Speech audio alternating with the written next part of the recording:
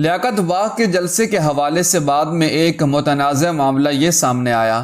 کہ محترمہ بے نظیر بھٹو کی تقریر کے دوران ان کے ذاتی باڈی گارڈ خالد شہنشاہ ان کے ساتھ کھڑے کچھ پر اسرار اشارے کرتے رہے۔ پیپلز پارٹی کے اندر آصف علی زرداری سے ناراض گروپ کا کہنا تھا کہ خالد شہنشاہ کی بے چینی اور پر اسرار اشاروں کو غور سے دیکھا جائے تو صاف پتہ لگتا ہے کہ وہ کسی کو کہہ رہا تھا کہ محترمہ نے بلٹ پروف جیکٹ پہن رکھی ہے، اس لیے آپ گولی کا نشانہ سر کو بنائیں۔ اس الزام کا مطلب یہ تھا کہ خالد شہنشاہ محترمہ کے قتل کی سازش میں ملوث تھا، اور شاید یہ بھی کہ اس کی پیچھے آصف زرداری تھے۔ یہ بھی کہا گیا کہ خالد شہنشاہ خٹک خاندان سے تھا اور جنوری 2007 میں وہ وانا گیا تھا اور وہیں سازش بنی تھی۔ ایک پولیس افسر نے بھی اس شک کا اظہار کیا لیکن کوئی ثبوت نہ دے سکا۔ مصنف نے خالد شہنشاہ سے نوڈیرو میں خصوصی انٹرویو کیا تو اس نے کہا کہ اگر پوری فوٹیج دیکھیں تو آپ کو صاف نظر آئے گا کہ میں ایک فوٹوگرافر کو اشارے کر رہا ہوں اور اسے خاموشی سے سمجھا رہا ہوں۔ خالد شہنشاہ کے بارے میں الزام لگایا جاتا تھا کہ وہ آصف علی زرداری کا خاص آدمی تھا،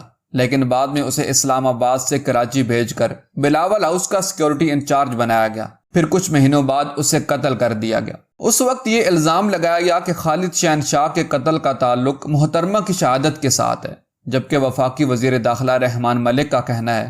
کہ نہیں، اس کا قتل جوئے پر ایک جھگڑے کی وجہ سے ہوا۔ خالد شہنشاہ کے پر اسرار اشاروں کے معاملے کو اسکاٹ لینڈ یارڈ نے چھوا تک نہیں، جبکہ اقوام متحدہ کمیشن رپورٹ میں خالد شہنشاہ کے پر اسرار اشاروں کو محترمہ کے قتل کے حوالے سے اہمیت نہیں دی گئی اور کہا گیا ہے کہ ان اشاروں میں کچھ بھی پر اسرار نہیں تھا۔